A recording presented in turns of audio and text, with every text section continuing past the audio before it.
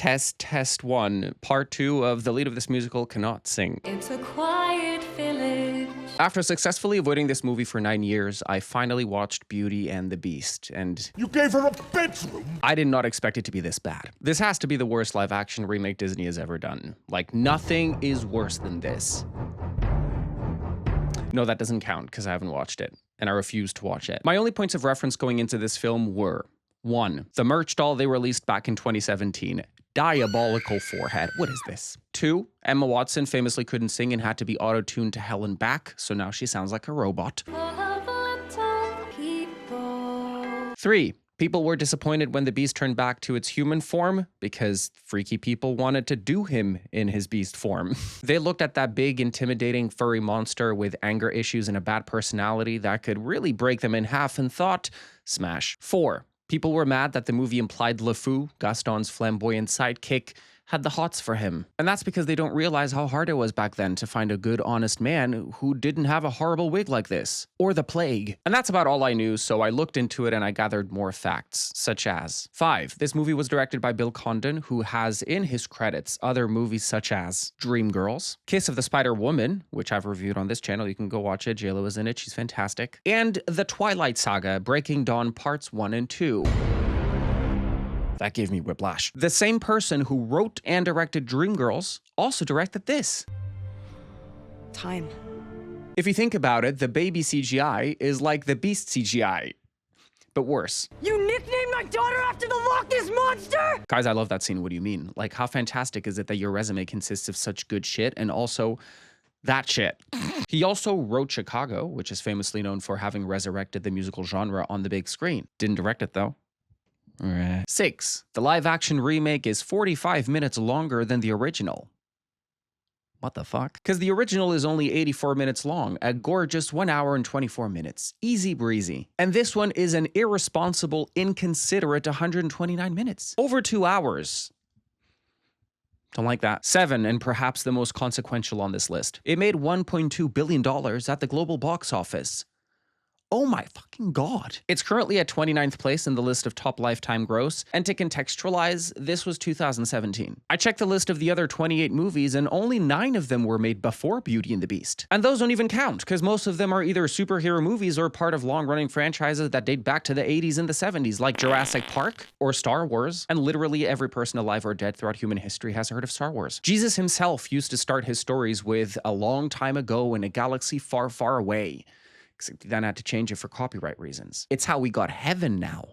Amen. So I watched Beauty and the Beast and I want to sue Disney for damages. I went into this expecting only to roast the singing, but no, like, the singing is probably the best part of the movie. So I thought we could take a trip down memory lane because I bet you do not remember how bad the movie actually is. So go ahead and subscribe down below because you will feel better and you will look better. Better even than royalty, which is not hard in today's video. Also, it's another musical and copyright is really strict with songs, so you know what that means. Warm up those pipes, lubricate your throat, and let's get singing. Because Emma's gonna need our help. She's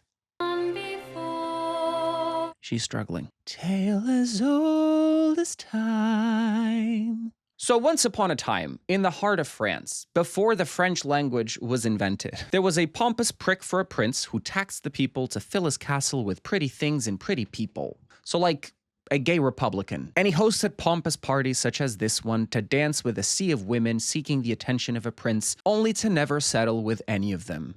So like a gay Republican. I will say production and costuming for this movie went really hard. It actually went on to get nominated for Best Costume and Best Production Design at the Oscars in 2018, and then lost to Phantom Thread and The Shape of Water, which, if you think about, is the exact opposite of Beauty and the Beast. It's actually good. No, I'm kidding. It's also about a woman falling in love with a non-human creature, but this time it's the creature that's being held captive. Except it's not the woman holding him captive. Because making a love story where one of the protagonists is holding the other one captive against their will before they fall in love is kind of problematic, so you know, can't do it. Back to the ball, and it looks like a satanic ritual, guys. It's a cult. Audra McDonald is on the main stage singing opera, and she sounds amazing. The perfect distraction for this cult. And the party's interrupted by an old lady seeking shelter from the storm with a single rose as a gift. The prince takes one look at her and obviously sends her away. But she reminds him that beauty is found within, like on the inside. which is what ugly people like to say. But always remember that beauty is in the eye of the beholder, so maybe it's you that's ugly. The old woman is actually a beautiful enchantress, and she transforms into this ball of light. Great.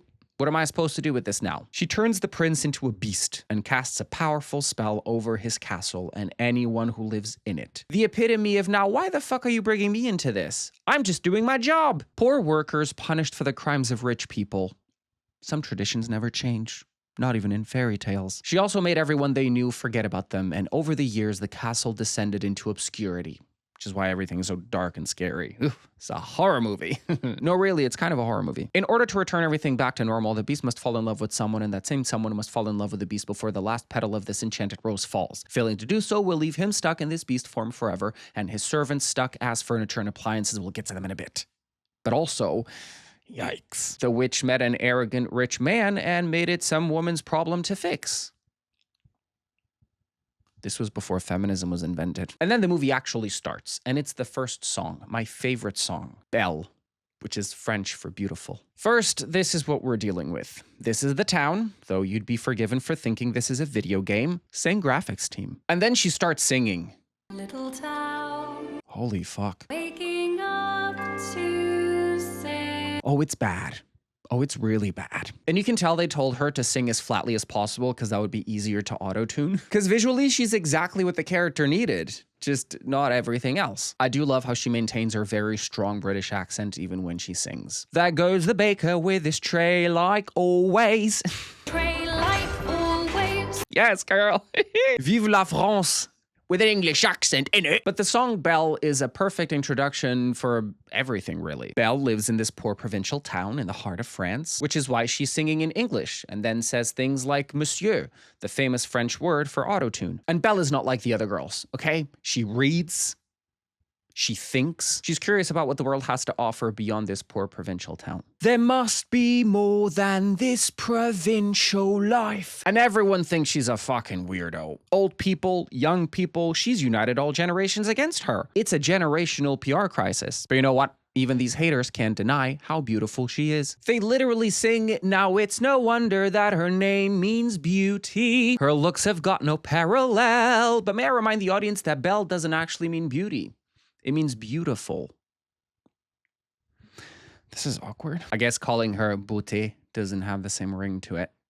Watching the CGI town from afar is Gaston, the hottest man of the village, who is clamoring after Belle because she is the most beautiful girl in the village. And that makes her the best. And this is his sidekick, LeFou, who thinks Gaston would be punching because Belle is so well read and he is so, well, not.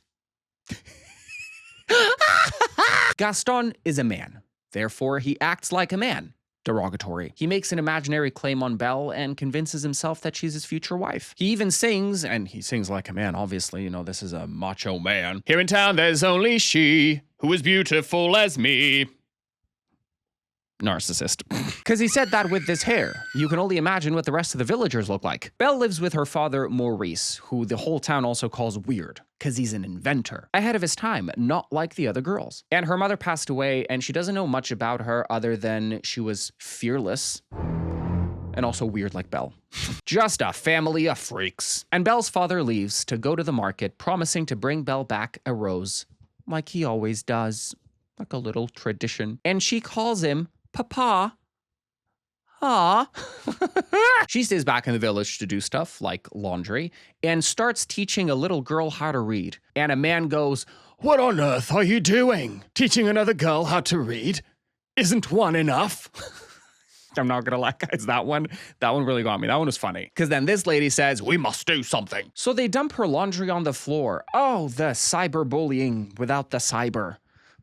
Really prominent back then. Gaston then sees this as his chance to seduce Belle with the idea of having kids with him, because a good morning text is too casual. And she rejects him. Like fully, no, never gonna happen, never gonna marry you, leave me alone, Gaston. And he says, "Do you know what happens to spinsters in this village after their fathers die? They beg for scraps like poor Agatha." Okay, that made me laugh a little. She's like, "I might be a farm girl, but I'm not simple and I'm never marrying you, Gaston," and then shuts the door on his face. Naturally, he interprets that as a challenge because he's a man. Derogatory. And she gets up on this hill to finish the song, and what the hell is this? Oh my God, this. There was nowhere in the English countryside that they could have used. She's in a video game. In the middle of the night, on his way back, Maurice is attacked by a pack of hungry white CGI wolves, and he takes refuge within the confines of the prince's estate, which the wolves dare not enter. And the castle is enormous and reminiscent of video games, because again, it's all fucking fake. And Maurice wanders inside, looking for the host, but nobody's around. He's like, hello? Is anybody home? Anybody home? Anybody home? Anybody home? And though he doesn't notice it, we see a candelabra and a mantle clock talking. We'll get to these horrific creatures in a bit. Because first, Maurice notices a full meal set on the table, and he sits down to have a little bite, like any polite person would in somebody else's house. Until he's spooked by a moving, talking teacup and runs out of the castle, scared but cautious, apologetic even. Sorry for interrupting, whatever. And on his way out, he finds some gorgeous white roses outside and plucks one out for his Belle to maintain his promise. But that's when the beast who was lurking in the shadows attacks him, and the horse gets spooked and runs off to the village and reaches Belle the next morning. Worried sick, she hops on Philippe, that's the horse's name, and gallops to the castle. She walks in and the candelabra and mantle clock are talking again. Foul. And she finds her father imprisoned in the dungeons of the castle and then comes face to face with a beast. He looks, and I'm just quoting my dog here, rough. The beast has sentenced her father to life in prison for the theft of a rose, seeing as he got his entire life rocked over one rose as well. And she wants to save her dad by taking his place. After all, it is her fault. She's the one who asked for the rose. But obviously her father is like, no, you're crazy. So she tricks her father, hugs him, turns him around, and pushes him out, takes his place. The beast kicks her father out of the castle. She's now a prisoner. Boom, scene set. And then she meets Lumiere and Cogsworth, the candelabra and the clock, who come to break her out of prison. These fucking moving objects. Oh my God. This is horrifying. They said live action and they meant every bit of those two words. Oh my God. Because they were so cute and endearing in cartoon form, but this? Revolting. Guys, speaking of revolting, how good was Matilda the musical? Like that? The way those kids danced at the... Now, come on now. They break her out of her cell, tell her to never go to the West Wing, and then take her to her room, which feels like a waste of space. Just big for nothing. And in this waste of space, we meet the rest of the servants. Pay attention. Lumiere's girlfriend is Plumette, this fabulous feather duster diva who he can't be with, because he could set her on fire. A dog called Frou Frou was turned into a fabulous footstool, and the opera singer turned into a wardrobe, and her name is Madame de Garderobe. Madame Wardrobe. This was a deep search for these names. They really went back and forth. And the way she stretches out her wardrobe parts to dress Belle, just gross. Keep it. And back in the village, Gaston is despondent that the woman that he wants doesn't want him back. So LeFou cheers him up in this tavern by singing his praises. No, he literally sings his praises. He's down bad. No one's slick like Gaston. No one's quick as Gaston. No one's neck is incredibly thick as Gaston. Okay, so now we're getting kinky. What do you mean the neck? The thickness of the neck? Just a brown-nosing song, the one that the homophobes had a problem with because of this flaming homosexual. And I for once agree. Because I also didn't like the way he got up on that table to dance and prance. You do that in my house, you get whooped. Table is for eating, not for dancing. Gaston eventually joins the song, and then everyone around is singing the song, and oh my God. This is a cult. It's MAGA. And then Maurice shows up looking like an absolute maniac, talking about a beast holding his daughter prisoner in a castle. And can you believe that no one believes him? They actually laugh at him. But guess what? They also laughed at Jesus, and now they go back to his house every week to pray and do communion together. It's a cult. Now, you'd think these people with mob mentality would believe an insane claim by a deranged-looking man out of pure fear. But no. The only person who takes him seriously is Gaston, and that's only because he wants to marry his daughter, and he thinks that helping her father will help him get with his daughter. So he grabs LeFou and goes with Maurice to find Belle. Back in the castle, the appliances are preparing dinner, and we meet the rest of the servants. Mrs. Potts is a talking, moving teapot with a very strong accent, and her son is the aforementioned teacup, and his name is Chip. because he's got a chip. The Beast shows up to dinner and he's irate that they were making Belle dinner. See, the Beast lacks any and all attributes that you would attribute to a good person. He's just awful on all accounts, and in the end, she only gets with him because he's also read books. But he is convinced by his servants to give it a good go because this is his last shot at breaking the spell. I say spell, not curse, because curse is something bad, but condemning a pompous, arrogant, rich prick to being a hideous beast with no friends? Now you're just describing Elon Musk. And he really has no manners because the first thing he says is, "You'll join me for dinner." Luckily for him, Belle doesn't hear that first sentence, and the appliances tell him to make a little bit more of an effort and try and be kind. So he asks, "Will you join me for dinner?" And is left incensed when she says no. He cannot believe that she doesn't immediately go, "Yes, daddy, by the way, I love you, you're cured." Damn it. So he bangs on the door and screams at her, which also doesn't work. God damn. Like, it's really difficult to understand women. You know, it's really hard to know what they want. A guy tries and tries and it's just no luck. My God. He storms off and the appliances are left a bit shaken by the outburst, but not surprised because they know that the Beast has a bit of a temper. So like Elon Musk, he then goes to the West Wing where the rose is and he gets his magic mirror because he has a magic mirror that shows him whatever he asks it to show him. And he asks it to show him the girl. He's got this secret surveillance equipment that is always watching you and listening to you, and he owns that shit. So like Elon Musk. And every time a petal falls, a little earthquake sends shivers down the castle and everybody's spines. If they had one. Mrs. Potts brings Belle tea to calm her down because they didn't have Xanax or Valium back then. And guys, look at how she drinks from the cup.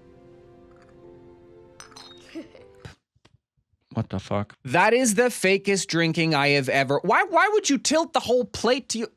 Like, what do you think the handle of the teacup is there for? Apart from being the teacup's nose. Ugh. Foul. And then...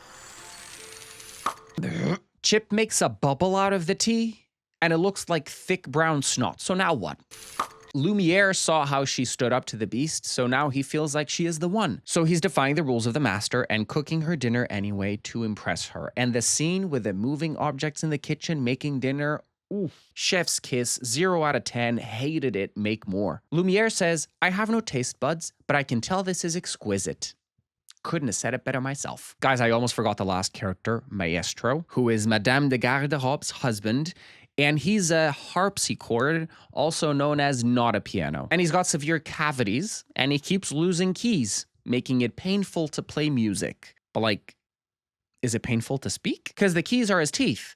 So is he just like a gigantic mouth with legs? And he's voiced by Stanley Tucci, doing what I think is an Italian accent.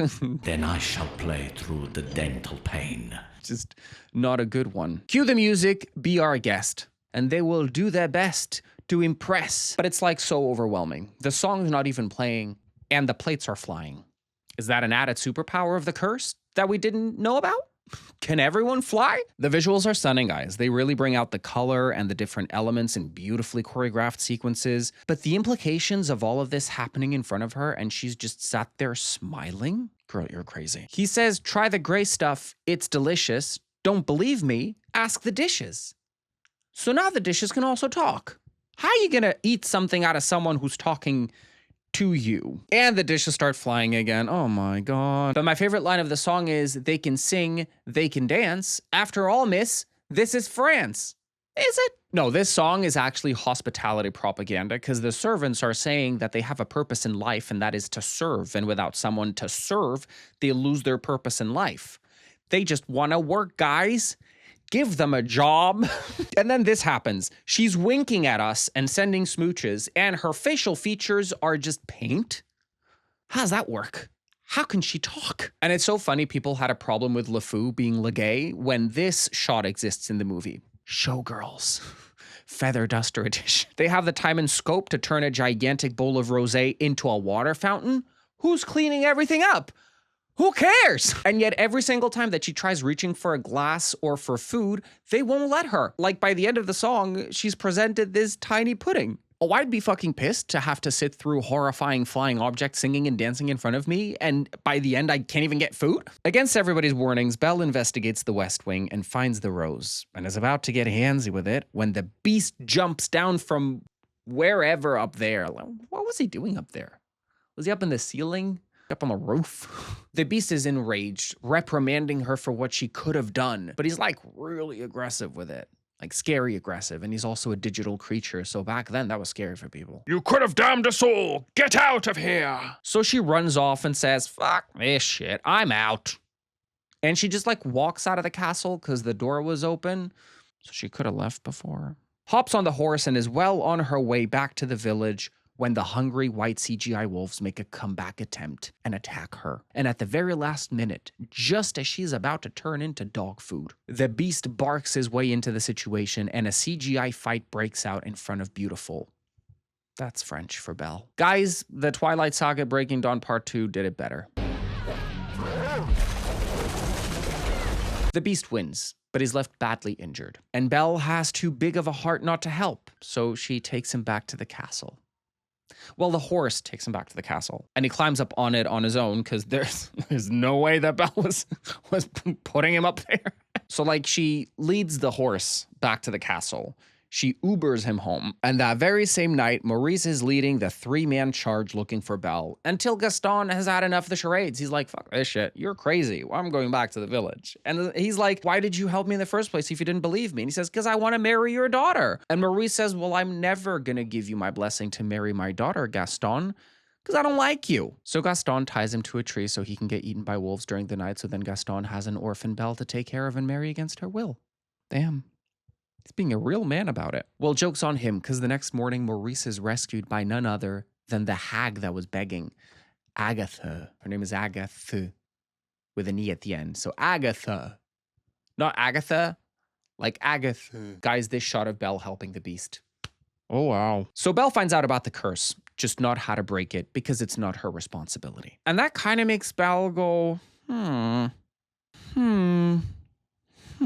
She's gonna her way into falling in love with him. This is the turning point where the horror movie turns into a cute little romance or whatever. Belle discovers that the Beast knows Shakespeare and he's got a really, really big library. Ooh, pardon my French, but we are in France. She is dripping with excitement. The prospects of reading every book known to man, living in a gigantic castle with literal gardens outside that she can explore while reading? Deal. For this next part, I just need you to take a look at all this. Just take it all in. Thank you. By the way, have I mentioned that the Beast is also a horrible singer? You know, when I said that this movie, the lead cannot sing, I meant the leads. Plural. Can't show it though, because copyright will get me. So Beautiful and the So Beauty and the Beast start bonding, glancing, smiling, snowball fighting. And in these conversations, they realize that they have a lot in common. Like, they're both really lonely. You know, him in his castle and her in the village where everyone calls her weird. Yeah, it's love. Or whatever. Because they've been bonding, the Beast shows her a magical book the Enchantress gave him. A book that takes the reader to whatever place they can imagine in their minds. So she imagines her childhood home in Paris, and then she sings, "This is the Paris of my childhood," in English. And then the Beauty and the Beast figure out that her mom died from the plague, and this is exactly what we needed as they're bonding. Just this imagery. That makes it so much better. It's a new addition to the movie that also wasn't in the original, but I like it. Yeah. Because that's why she's in the small village that she keeps bad-mouthing. Her father had no choice but to take his daughter away from his dying wife to save her. That's sweet, and it gives her the closure that she needed. And the Beast even apologizes for calling her father a thief. He was wrong as well. Big, beautiful night for the Beautiful and the Beast. Gaston and LeFou get back to the village, only to find Maurice is there safe and sound, and he has just told what happened to the entire village, which fits into this one tavern. It's not a lot of people. And Gaston expertly persuades the entire village of the exact opposite. He didn't try and kill Maurice. Maurice is actually crazy. Belle ran away, and he needs to be institutionalized. So the crowd turns on Maurice. Yep. Guys, it's MAGA. I'm being so serious. The candelabra, the mantle clock, the feather duster, the teapot, and the coat hanger then give the Beast a makeover.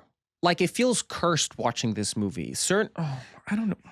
Like, what? Stop with the live action remakes. I don't know what needs to happen. I think Hercules is in development and they're gonna ruin the divas. Like, they're going to ruin them. Belle is in her room also getting ready for this magical evening. She's got the iconic yellow dress on, and then the wardrobe goes, something's missing.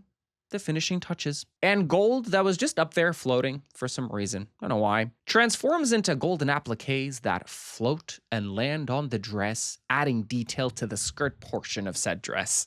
Not gonna lie, I actually found this really beautiful. Like, the visuals are gorgeous. So cute. But why was the gold up there? And why is everyone flying now? Guys, the costume department went really hard for her. And then for him, I'm gonna guess it was a graphic designer. And it's the iconic Beauty and the Beast, sang by Emma Thompson, playing Mrs. Potts with her very strong accent. Tale as old as time, true as it can be, barely even friends, then somebody bends. Bends? You gonna let another man bend you? Guys, the ornaments of the ceiling are playing the melody. Oh, they thought of everything. The dance is as beautiful as it could be, considering, you know, he looks like a video game character. Also, not entirely sure, but certain scenes may or may not be entirely digital, Belle included. The dress appears to be different shades of yellow in different shots. What the fuck is going on here on this day? And by the end of the dance, he realizes that she could probably never be truly happy unless she's free. And seeing how much she misses her father, he takes her to the magic mirror. The magic mirror that shows him anything he wants to see, and he definitely has not used it to watch you shower. Belle, come on. Because they don't shower. And the mirror shows her Maurice being dragged by the crowds into a carriage, and she's beside herself. Papa, what is going on? Something's wrong. He's in trouble. And in an act of unprecedented generosity and pure love, he releases her, he lets her go, tells her to go to her father and take this magic mirror, so she always has a way to look back at the beast. The kidnapper's goodbye gift was his literal face card. All she has to do is say his name. Show me the beast. Sorry. Not sure about all these close-up shots of him speaking, though. Think we can bring it back a touch. Oh. Still no. All his servants are heartbroken because they can see that the beast is in love with Belle. That's why he let her go. But she's not in love with him yet. And I read somewhere that they wanted to give the beast a solo number, like his moment. Don't know why. And they chose this as his moment. And ooh, wow. There's layers to this. Layer number one, they either used a voice modulator or the actor was using an inflection in his voice to sound more beastly, and then he carries that inflection into singing mode. Into my melancholy heart. Layer number two, one of our two main characters is having his big emotional dramatic moment, and this is what we got to work with. Like, jump scare kids, am I right? He's like, and I know she'll never leave me. And it's just a big furry monster, a fake monster, by the way. Back in the village, Gaston is like, just give me your daughter's hand and I'll set you free. He's a keeper. As in, keep him in a cage, locked up. But Belle arrives in the village just in time to stop her dad's institutionalization and set the record straight. Yes, there is a beast, and everything my dad told you was true. And to prove it, because she does have to prove herself in the court of public opinion, she uses the mirror to summon the beast. The crowd is horrified and highly impressionable, and Gaston goes, "We must go kill the beast. This is a threat." And Belle's like, "No, the beast would never hurt anyone." Who do you think they're gonna believe, huh? The cult leader or the girl who reads? Yeah. They light up the pitchforks and they make their way to the castle. Suddenly everybody knows where the fucking castle is. 5 minutes ago it didn't even exist, and now off they go to the races without a guide. Some of them are on foot. Like, how close is this castle? And Belle's father helps her escape when he finds out the beast let her go and realizes that his daughter is in love with the beast. She has this little object that she brought back from her childhood apartment and says, "He took me there. I know what happened to Maman." Guys, she says Maman instead of We're still in the heart of France. She sneaks out and gallops her way to the castle. Well, she jumps on a horse and the horse gallops away.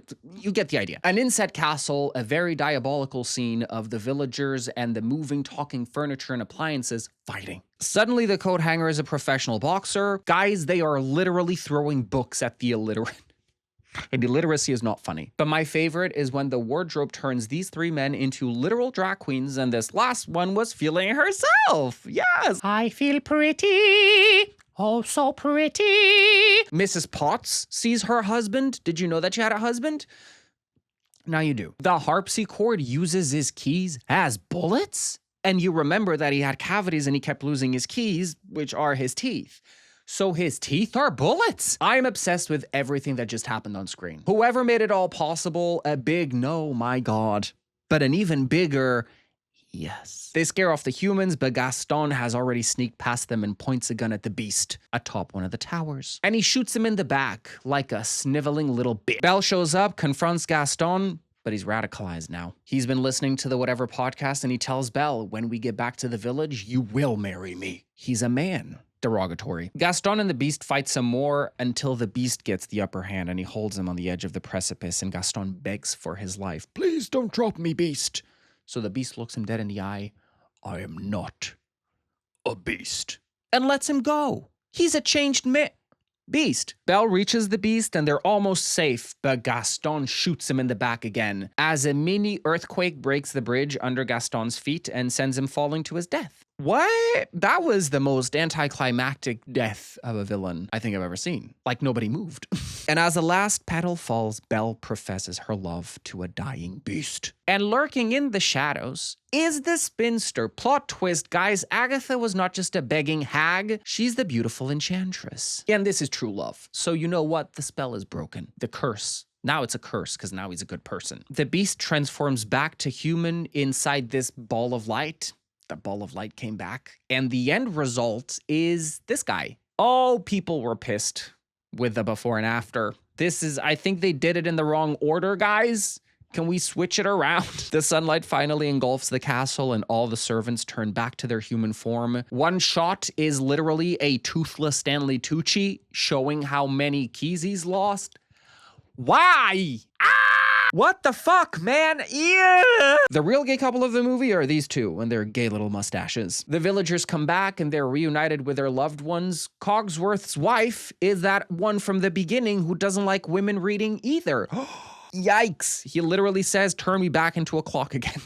And Belle then emerges from the castle with this stranger. Jump to the future and they're having another gala. Except this time there's more men, which is the whole message of this movie. You know, if you're gonna host a meet and greet dance party, invite more men. Even LeFou snatches himself a man. Viva la gays. The end. See, I don't know if I have any final thoughts. I think that we're going through a cursed time where Disney keeps remaking these animated movies into live action remakes. And it's always a bad idea because there's a reason why they're cartoons in the first place. There's a lot of whimsy to watching cartoons doing stuff that if you put them in real life, it's fucking disgusting. But that was it for part 2 of The Lead of This Musical Cannot Sing. Any fans of the movie? Let me know in the comments down below what you thought, what you liked about it. Listen, I'm not denying that it has its charm, but $1.2 billion at the box office. Something's weird. And that's it for today, guys. Thank you so much for tuning in. If you like this video, make sure to leave it a like down below. Subscribe to my channel if you haven't already. Click that bell notification so you never miss a future upload from me. Follow me on my socials. They're all linked down below. And until next time, stay safe, stay sane, stay stupid, and stay stuttering. Bye, guys. Tale as old as time, true as it can be. Barely even friends, then somebody bends unexpectedly.